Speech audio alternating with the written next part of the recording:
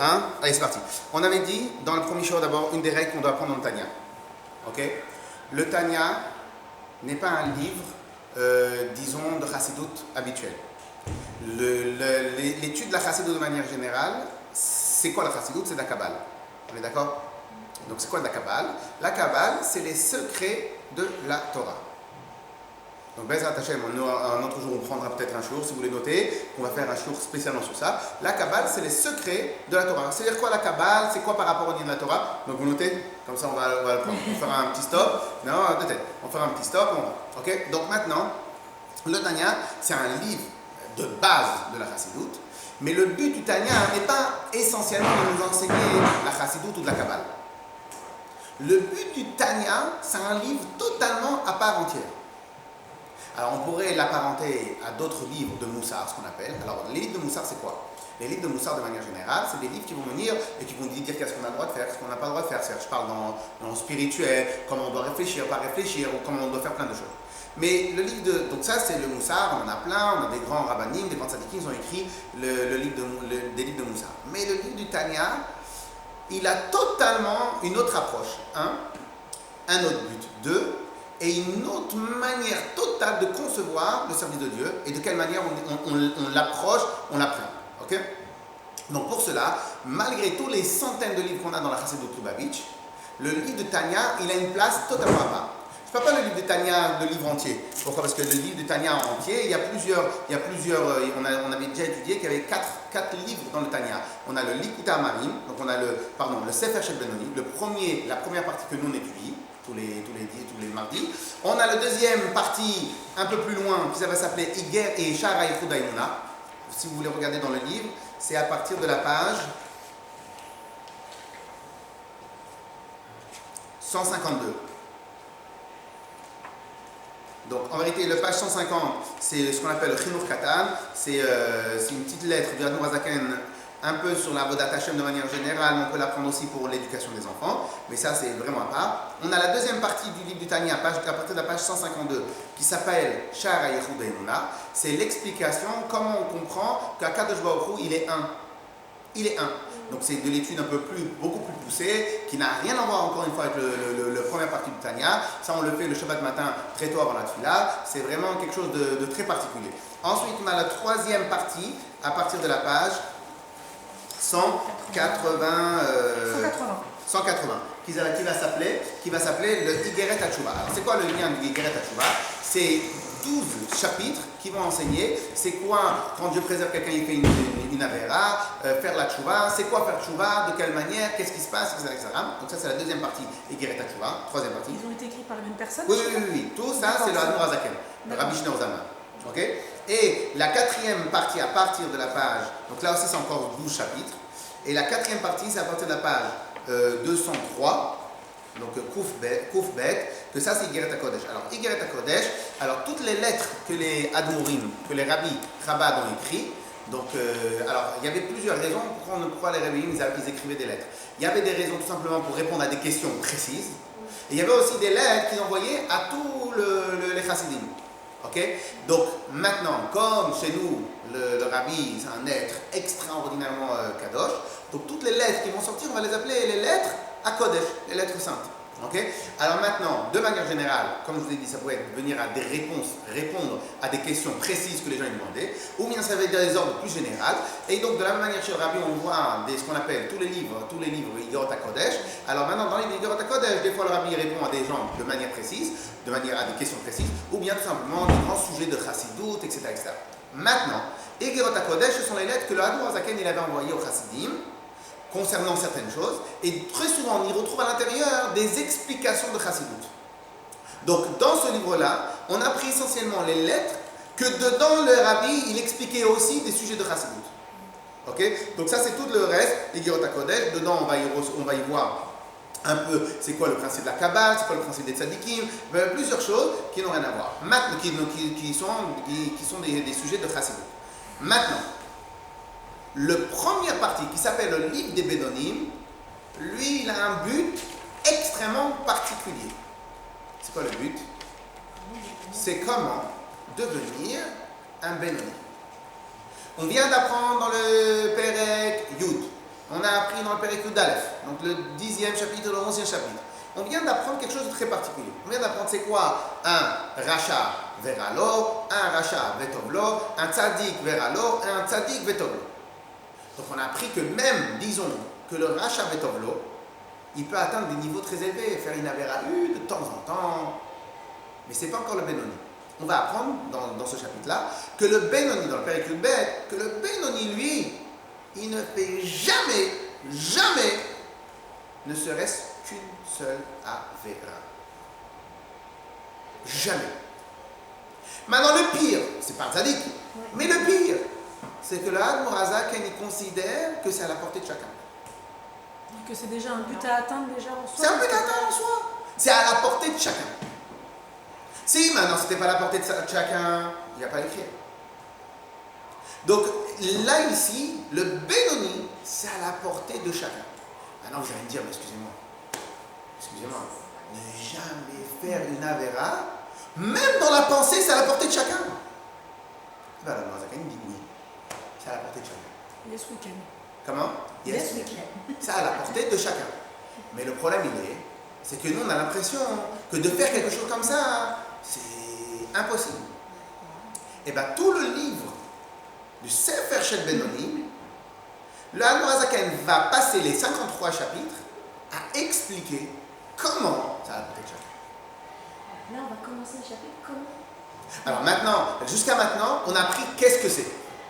J'avais déjà expliqué plusieurs fois qu'une des grandes règles, une des plus grandes règles de la vie, tant qu'on n'a pas de... C'est la tête, comme ça la Gemara dit. Beta Reisha, Gufa Azil. C'est le corps suit la tête. Vous savez que ça c'est une règle dans beaucoup de domaines, même dans la gymnastique. Quand vous voyez les gens faire des pirouettes, faire des saltos, etc. La règle number one, non même pas de concentration, la règle number one c'est la tête. Non, à part le mental. Ça le mental, ça c'est dans tout. Mais non, c'est la tête. C'est-à-dire c'est comment la tête elle va se diriger que le corps va suivre. C'est-à-dire même dans le corps c'est comme ça. Alors à plus forte raison dans le mental. Le mental, et ça c'est ce qu'ils appellent comme ça les sportifs, le mental c'est quoi le mental? C'est que si maintenant la tête elle est forte, même le corps s'il est faible, il devient fort. Alors que vous avez des grands baraqués, qu'en fin de compte, c'est des gens faibles. Pourquoi? Parce qu'ils ont passé toute leur vie à muscler les muscles, au lieu de muscler leur volonté, muscler leur tête. Et donc, qu'est-ce qui se passe? Dès qu'il y a un petit problème, les grands chefs d'armée, les grands, tous ceux qui ont réussi à gagner des grandes guerres, c'est pas spécialement les gens les plus forts. Ok? Très bien. Donc, comment? La force de l'armée d'Israël, c'est ça, c'est d'avoir la tête, c'est pas leur... Comme on est à l'antenne, donc on va pas... Ah oui, pardon. On va pas... Alors maintenant, qu'est-ce qui se passe? Qu'est-ce qui se passe? Alors maintenant, donc les 12 premiers chapitres, alors maintenant j'avais expliqué que pour pouvoir atteindre n'importe quel but qui existe sur Terre, les étapes, mais même les étapes, elles ne pourront être définies que par une seule chose. Si on a l'objectif clair. Il est impossible d'atteindre un but si je ne sais pas, c'est lequel le but? La dernière fois quand il y avait la journée des femmes, j'ai dit même pour maigrir. Ça veut dire quoi maigrir? C'est 50 kilos, 60 kilos, 70 kilos, de quelle manière, pas de quelle manière? C'est quoi? Et en général les gens, ils ne savent pas exactement qu'est-ce qu'ils attendent de eux-mêmes. Comme ils ne savent pas de qu'est-ce qu'ils attendent d'eux-mêmes, donc des fois on arrive à un moment où le poids que je fais me va. C'est pour ça qu'en fin de compte j'arrive pas à améliorer. Ça peut être dans n'importe quel domaine. J'avais expliqué longuement que vous ne voyez pas que c'est... Moi, j'ai toujours trouvé ça une très grande blague. Des gens, ils font par exemple tchouva. En réalité, ce n'est pas une blague, mais c'est une des côtés absurdes de l'humain. Des gens, ils font tchouva. Ils décident du jour au lendemain de tout plaquer, d'étudier la Torah, etc. En 3 ans, ils rattrapent le niveau qu'à peu près les autres ils ont. Donc, c'est-à-dire, ils sont passés de 0 à 100. Ensuite, tous les autres années, ils vont faire que du 10%. Je sais pas, là, tu as fait du 100% de rendement. Là, tu fais que du 10%. C'est quoi le but? C'est quoi l'explication? C'est quoi la raison? C'est les objectifs qui sont moins... Parce que dans leur tête à eux, ils ont peut-être eu quand ils étaient à l'école. Quand ils étaient à l'école, ils ont eu un professeur qui les a marqués. Alors un professeur, des fois, c'est avec une barre, ou sans barre, ou une manière, ou une connaissance, etc., etc. Et dans leur tête, il y a une image claire. Un religieux, c'est ça. Le jour où ils ont eu le déclic, leur tête les a menés à leur objectif sans faire aucun effort. Eux-mêmes, ils vous disent, non, c'est pas dur, qu'est-ce qu'on fait comme ça, on fait comme ça. D'autres, ils vont te dire, c'est dur. Eux, ils vont dire, c'est pas dur. Pourquoi ils ont dit, c'est pas dur? Parce que dans leur tête, l'image, elle était extrêmement bien définie, en haute définition. Et il y a une règle. Là où la tête, elle va, le corps y suit. Dans tous les domaines. Un autre exemple. Des fois dans la parnassa, ce qui est marrant, c'est des fois vous avez des gens que quand ils sortent de l'école, ils n'ont pas vraiment une grande parnassa. C'est normal, ils sortent de l'école. Maintenant, du jour au lendemain, ils viennent, paf, paf, ils font plein de choses. Ils arrivent de passer de zéro parnassa à 3 000 euros, 4 000 euros, 5 000 euros par mois. Des choses que vous allez voir dans d'autres endroits, ils vont dire, mais non, comment on peut arriver à cette somme-là? Eux, ils arrivent sans problème. En l'espace de 3 ans, 4 ans, ils arrivent à faire leur parnassa. Mais je n'ai pas compris. En 4 ans, tu fais ta parnassa? Et comment ça se fait que les 4 années d'après, tu es toujours au même niveau? 4 000, 4 000, 4 000, 5 000, 4 000, 5 000, 4 000, 5 000. Est-ce que vous avez une explication à ça? C'est ce qui s'était fixé. C'était fixé ça. Dans sa tête à lui, celui qui va habiter dans un endroit où les gens ne gagnent pas beaucoup d'argent, pour lui, avoir une parnassa, c'est les 1 500 euros. Il va y arriver. L'autre, celui qui va habiter dans un endroit où ils ont un peu plus de parnassa, la parnassa, c'est 1 500 euros. Il va y arriver. Celui qui habite dans un endroit où le niveau standard de la parnassa, c'est 4 000, 5 000 euros. Donc lui, il a été habitué avec ces images-là, avec ces exemples-là. Le problème, c'est qu'il n'y arrive pas toujours. Des fois, on a la pression d'entourage sur un objectif financier, etc. Pour autant, on peut pas, des fois, on n'atteint pas. Moi, je parle de ceux qui l'atteignent. De ceux qui l'atteignent. De ceux qui l'atteignent. Comment ça se fait qu'au bout de 3 ans, ils ont réussi à atteindre leur objectif et après, ils n'arrivent pas à doubler? En 3 ans, tu es passé de 0 à 3 000. Pourquoi les 3 années d'après, tu passes pas à 6 000? C'est pas qu'une question de volonté et de mental et de trucs, c'est pas que ça. Alors, c'est quoi? Il y a aussi la conjoncture, et des fois, au bout d'un moment. La conjoncture, tu arrives à 3 000. Mais à cause de la conjoncture, tu n'arrives pas à 6 000. Non, au bout d'un. Je sais pas, mais. Ouais, je crois qu'il y a T'as la des chance. Ouais, il y a aussi. Hein? Bon, je sais pas, on a gagné des clients, des marchés. au bout d'un Apprenez une moment. règle avec moi. Le facteur chance, tant que vous êtes en face de moi, il n'existe pas. Mazal, quoi. Le facteur mazal, ce que vous voulez, c'est l'autre traduction de chance. Devant moi, il n'existe pas. Si quelqu'un a réussi, c'est qu'il y a une raison. Pourquoi Dafka lui? Ah, Dieu il veut que lui soit riche et l'autre soit pas riche. Dieu il veut que lui puisse acheter des filets et l'autre ne veut pas. Dieu il veut apprendre une règle. On avait étudié ça dans la lettre du Rabbi. Dieu il veut une chose, que tous les bénis Israël soient riches. On a besoin d'argent pour faire les mitzvot, pour acheter les betrapas, on a besoin d'argent. Donc le Kadosh Baruch Hu, il veut que tous les bénis Israël soient riches. Donc on ne part pas du principe qu'il y en a un qui a un mazal. Tous les bénis Israël, Kadosh Baruch Hu, un papa il veut que tous ses enfants réussissent. Dieu il veut que tous ses enfants réussissent. Donc la question elle n'est pas là. La question elle est, comment ça se fait? En 3 ans il est passé de 0 à 3 000 et les 3 ans d'après il n'a pas réussi. Parce que ça lui suffit, c'est suffit à ça. Ouais. C'est ça. Et ça veut dire que toute sa vie, il va comme ça, il va finir milliardaire. S'il continue comme ça. Et comment c'est que sont des milliardaires en fait? Je sais rien, mais. Non, mais je veux dire, ça veut dire que tout le monde peut. Pour moi, oui. Pour moi, oui. Mais après, il y en a qui ne choisissent pas cette voie. Après, c'est un choix. Il y en a qui vont dire, non, si maintenant je veux gagner beaucoup plus, il faut que je sois absent de la maison, il faut que je ne puisse pas m'occuper de mes enfants. Après, c'est un choix. Non. Moi, c'est comme ça. Après, c'est un choix. Donc, le choix, il a dit, voilà, je ne veux pas faire plus de choses. Après, c'est un choix. Ça ne me dérange pas, le choix. Chacun, il est libre de choisir exactement ce qu'il pense. Donc, s'il pense que lui, sa priorité, c'est ses enfants, bien évidemment, ce n'est pas la priorité. Donc, il a dit non. Donc, celui qui ne gagne pas beaucoup, c'est parce qu'il a choisi de ne pas gagner beaucoup. C'est possible et c'est pas possible. C'est un peu. Alors vous allez. Alors, d'abord, est-ce que la question, vous êtes d'accord avec la question? Avec la question qui est comment vous expliquer que quelqu'un il passe de 0 à 3 000, alors qu'il y en a qui arrivent à passer de 0 à 1000 seulement en 3 ans. Mais lui, il a réussi à passer de 0 à 3 000. Il y en a d'autres qui ont passé de 0 à 5 000. Et comment ça se fait que les 3 années d'après, il n'est pas passé à 6 000? Si maintenant tu as une capacité de passer de 0 à 3000 en 3 ans, donc 3 années d'après, tu passes encore à 6000. Oui, parce que dans sa tête, Alors, non, vous savez quoi? Est-ce que d'abord vous êtes question. Qu'est-ce qui dérange dans la question? c'est que ça va sans fin, comme vous expliquez, on a l'impression. Alors, vous savez quoi? Vous savez quoi? Vous savez quoi? Vous savez quoi? Là, vous essayez de m'expliquer pourquoi il n'y arrive pas. Je voudrais d'abord que vous m'expliquiez pourquoi il y est arrivé. Pourquoi il est arrivé de 0 à 3000. Alors qu'il y en a d'autres qui n'y arrivent pas. Oui, mais quand on parle de rien, de toute façon, on est obligé d'arriver à quelque chose. Mais pourquoi en 3 ans? Il y en a qui passent des années à passer à 3000. C'est peut-être que sa capacité aussi. Après, il y a aussi la possibilité parce que voilà, il a atteint son objectif parce que c'est par rapport à lui aussi. Il dit je sais que je suis capable d'heure, il a été voir faire ça, non? Non? C'est pas la bonne réponse. Non, 2 secondes, parce que madame n'est pas d'accord. Mais moi je comprends ce qu'elle veut dire, c'est que C'est un peu simpliste, quoi. c'est un peu trop schématique. Hein. Est-ce que le maître Abad il progresse chaque année de trucs sans s'arrêter? Est-ce qu'il y a de plus en plus de fidèles chaque année de manière exponentielle? On est tous exponentiels. On sait bien que tout n'est pas exponentiel. Tout ne fait pas comme ça. Tout, parce que c'est un ensemble de.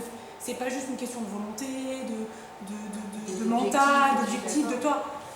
Il y a aussi des facteurs, des trucs, même si, voilà, il y a des choses qui se passent autour de nous, mais pas. Pas exponentiel. Pourquoi il ne passe pas tous les 3 ans à la moitié? Parce que je pense que quel que soit le. Enfin, c'est peut-être pas valable. Non, excuse-moi, je suis rentré dans votre jeu. Comment il a fait de passer de 0 à 3000? Moi, je suis rentré dans votre jeu. Parce qu'il a commencé, il s'est développé. Il a eu n'importe quoi. Il est commercial, il a des clients. Il a commencé, il a décroché le téléphone, il a commencé à avoir des clients. Donc, comment il est arrivé de 0 à 3000? Donc, Donc il a commencé à 0. Oui, au bout de 3 ans, il a réussi à avoir un portefeuille de clients, disons. Donc, maintenant, question. C'est pas possible de faire le schéma de 3 à 6? Si, c'est possible, mais est-ce que c'est réalisable? S'il peut le faire, il peut aussi passer autant de coups de fil et essayer d'obtenir autant de clients. Est-ce que c'est réalisable? Oui ou non? Est-ce qu'il peut reproduire le même schéma? Ah oui, si le marché est porteur, Mais attendez, pourquoi tout à l'heure de 0 à 3, vous ne m'avez pas dit si le marché est porteur? Parce qu'au départ, vous m'avez dit, il a passé ses coups de mais fil. s'il démarre de 0, s'il décroche, si s'assoit dans son bureau, c'est sûr qu'il va rester à 0. S'il travaille un temps soit peu, s'il met un temps soit peu, il va démarrer. Je le souhaite. Donc, je répète la question. Comment il a réussi à passer de 0 à 3000? Vous m'avez dit qu'il s'est assis en travaillant. Donc, lui, en travaillant, il a la capacité de créer pour lui une parnassa de 3000 € au bout de 3 ans. Qu'est-ce qui l'empêche de refaire de 3 à 6 encore une parnassa de 3 ans? Rien n'empêche. On souhaite ça à tout le monde, mais après. Après quoi?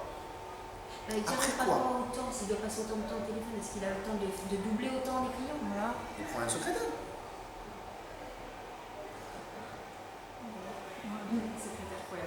Hein?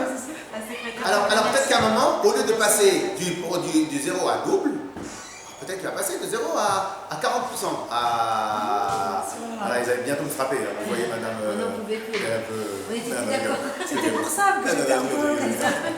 Non, ça va aller, je ne t'ai pas passé. Alors, on est d'accord maintenant. D'accord. Non, mais c'est fixé dans sa tête.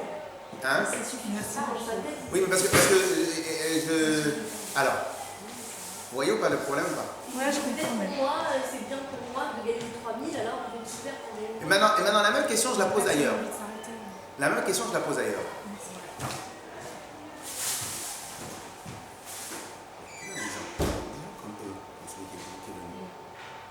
Quand ils gagnent, c'est le roi du monde. En plus, c'est pas bas, ils prennent leur bouteille, ils font comme ça. C'est le but à atteindre, c'est-à-dire qu'on se donne. Pourquoi? Alors, il y a des capacités, il y a pas des capacités. Mais comment vous expliquez que quelqu'un de 0 à 3000, il y est arrivé sans difficulté? Alors qu'il y en a que dans la même période, il passe de 0 à 5000, et il y en a que dans la même période, il passe de 0 à 1200. Comment vous expliquez ça? Donc vous voulez dire par là que tout est dans nos mains. Oui, mais aussi, c'est des gens qui C'est ça ce que la Torah nous dit. Ouais, d'accord. Mais bon. Mais moi, je dis encore mieux que ça. Je ne dis pas encore mieux. Je dis avec une autre précision. Je dirais que si maintenant il a un papa, On n'en a pas une pampers. On va les congeler, on va les laisser pour les 10 semaines. Un panier par personne. Merci beaucoup. Alors moi je dis autrement.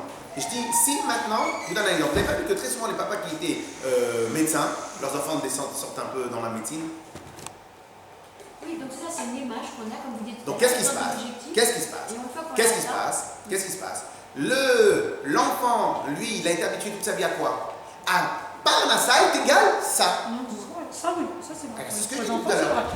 C'est ce que j'ai dit tout à l'heure. Donc puisque maintenant il a été habitué, puisqu'il a été habitué depuis le début, que Parnassa est égal ça. Donc dans sa tête, l'image en haute définition de Parnassa est égale 3000. S'il habite dans un quartier défavorisé, quand il s'est dit, allez, dans mes plus beaux rêves, je vais m'éclater, il a vu celui qui avait une R5, mais dernier modèle. Donc il s'est dit, Parnassa est égal à R5 dernier modèle. Sur ça, on est d'accord? Ben oui. Maintenant, pourquoi alors maintenant, quand il est passé de 0 à 3000, de 0 à X, Y, Z, ça a été fait avec difficulté, ça a été fait, il a senti comme si qu'il était en train de pousser un poids de malade. En final, ça s'est passé presque naturellement. Oui, presque naturellement, avec les difficultés de la vie. Oui. Presque naturellement. Ouais. On est d'accord ou pas? Non? Oui, parce que... Quand on dit presque naturellement, c'est-à-dire quoi presque naturellement? C'est-à-dire que, bon, il travaille quoi. Il travaille, il n'a pas senti qu'il était en train de pousser un poids, il n'a pas senti qu'il était en train de pousser des montagnes. Ok, très bien. Pourquoi? Pour la raison simple. Le corps, donc quand je dis le corps, c'est la totalité du corps, avec le spirituel, avec le moral et tout, suit la tête. Comme sa tête, elle était là-bas,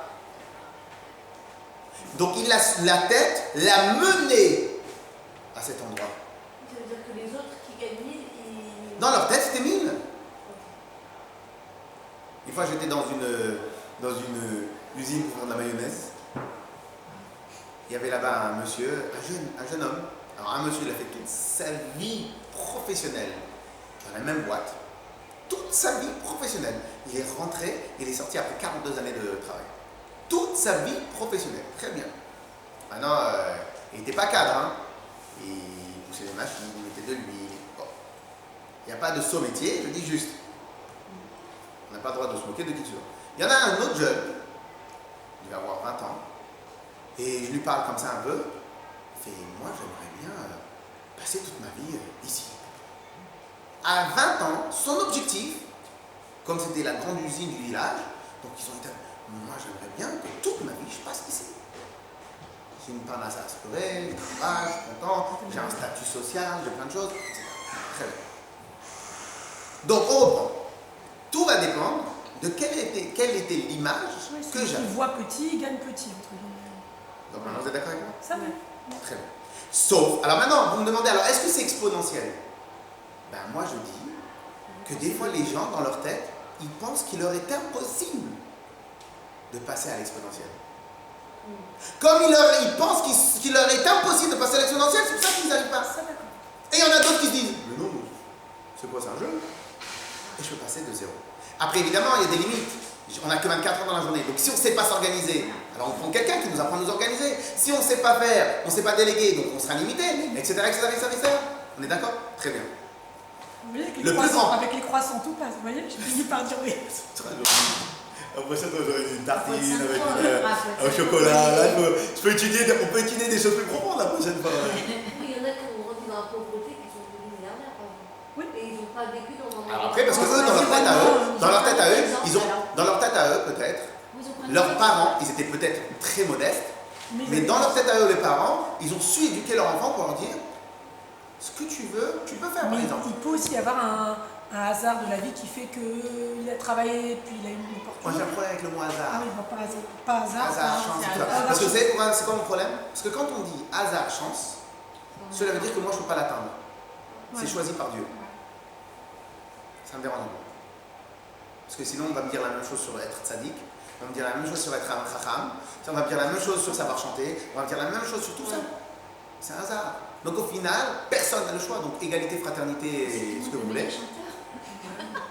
Alors pourquoi on dit Mazal Tov à chaque fois? Hein? Pourquoi on dit alors Mazal Tov souvent chez nous? On expliquera une autre fois, mais le mazal tel que nous on le croit, que c'est de la chance. C'est un mot courant dans la communauté, le mot mazal. Alors maintenant, le mazal tel que nous on le croit, c'est de la chance, etc. Non, mais je suis d'accord avec vous, mais bon, comme Non, ça, c'est sûr, si on s'assoit et qu'on croise les bras, il va rien se passer. Alors si, quand on s'assoit, on croise les bras, il se passe rien. Donc cela veut dire quand il se passe, parce que je me suis bien croisé les bras, donc n'importe quelle personne peut faire la même chose. Ok, pas foncer un chaud dessus. Alors maintenant, clair ou pas? Donc, au final, on est obligé de dire que pour pouvoir atteindre un objectif, il faut que l'objectif soit en haute définition. Clair. Pour revenir à celui qui a fait tchouva, pourquoi en 3 ans il a réussi à atteindre un certain niveau et après je ne le vois pas en exponentiel? Pourquoi il ne pourrait pas être en exponentiel, celui qui fait tchouva? Ça dépend de quoi? C'est plus d'argent, c'est plus une conjoncture, c'est lui-même. Pourquoi il ne peut pas être en exponentiel? Pourquoi? Parce que c'est ça. Étant donné que dans sa tête à lui, la définition d'un religieux, c'était ce qu'il avait vu quand il était petit par rapport au rab de sa communauté, par rapport au professeur qu'il avait, par rapport à ce qu'il avait décrit dans ses livres, par rapport à des choses qui s'étaient mises dans sa tête. Donc le jour où il a eu le déclic, qu'est-ce qu'il s'est dit? C'est comme ça que je dois attendre. Pourquoi il y est arrivé facilement? Parce que sa tête obligeait le corps d'avancer vers là. Pourquoi après il s'est arrêté?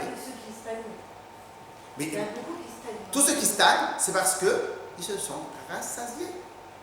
C'est pas possible d'être rassasié. C'est aussi. D'abord, tout est possible. Et 2, ça dépend de la tête. Si maintenant dans sa tête, venir à la choule, ça le rassasie. Si maintenant dans sa tête, savoir étudier la Gemara, ça le rassasie. C'est terminé. Tout dépend de nos objectifs. On est d'accord? On commence à être d'accord. Donc, pour pouvoir atteindre un objectif, si je n'ai pas l'image en haute définition, je ne pourrai absolument jamais l'atteindre. Clair? Si maintenant, on demande à un Yehudi, c'est quoi l'objectif de chaque juif? C'est de venir à la choule, c'est d'étudier la Torah, c'est de faire de la tzedaka. Vous appelez ça une image en haute définition? C'est flou. C'est pas clair. C'est pas quantifiable, c'est pas etc. Qu'est-ce que l'Admor Azaken nous a fait dans les 12 premiers chapitres? Il nous a enseigné c'est quoi la mitzvot en haute définition. Donc on a dit c'était de s'attacher avec Akadosh Baruch, on a dit plein de choses. On avait dit c'est quoi la Neshama. On avait dit c'était quoi les outils de la Neshama. On avait dit que lorsque j'aime ou je déteste, d'où ça démarre. Donc on nous a dit voilà, c'est l'anatomie. Comment ils font en médecine? Ils prennent un corps, ils analysent. C'est l'anatomie du corps. Si maintenant vous ne faites pas l'anatomie du corps, ben vous ne pouvez rien comprendre. Alors maintenant, il y a la médecine chinoise par exemple. Il y a une différence fondamentale entre la médecine chinoise et la médecine occidentale. Occidentale, ils vont traiter essentiellement les symptômes. La médecine chinoise, ils vont chercher à la source. Alors, il y en a un, d'après j'ai entendu hier ou avant-hier, il est venu, quelqu'un se plaignait de douleurs au cervical. Je ne sais pas exactement sur le cervical, mais c'est là. Okay. Il se plaignait de douleurs au cervical. Il est venu, il a touché un peu son corps, il lui a dit, ça c'est parce que vous avez un problème au foie, vous mangez comme ça ou comme ça. Il est venu, il a arrêté sans médicaments, sans rien. Et il est venu et ça s'est réglé l'histoire. Donc, comme il a une clairvoyance totale, il connaît exactement le corps, il sait exactement quel membre fait telle chose et telle chose et telle chose et telle chose, il n'a pas besoin de donner les médicaments. Reprend une attitude saine, ça va marcher. Donc, lui connaît l'anatomie du corps à 100%. Étant donné qu'il connaît l'anatomie du corps à 100%, il peut venir, il peut régler le problème. Si je ne connais pas l'anatomie, je ne peux pas. C'est quoi la différence entre un bon mécanicien et un mauvais mécanicien? Un, il connaît la voiture parfaitement. Donc, dès qu'il entend le bruit, non, il y a un problème ici, tac, tac, tac, c'est terminé l'histoire. Ça lui a pris 10 minutes. Le mauvais mécanicien, il va te démonter toute la voiture, il va venir. Alors peut-être ça peut être un mécanicien au début quand il commence. Donc il va venir, il va devoir démonter toute la voiture. Une fois qu'il a démonté toute la voiture, il a tout essayé, il a trouvé la panne. Très bien. De la même manière, vous avez des docteurs qui font des bons diagnostics, des docteurs qui font des moins bons diagnostics.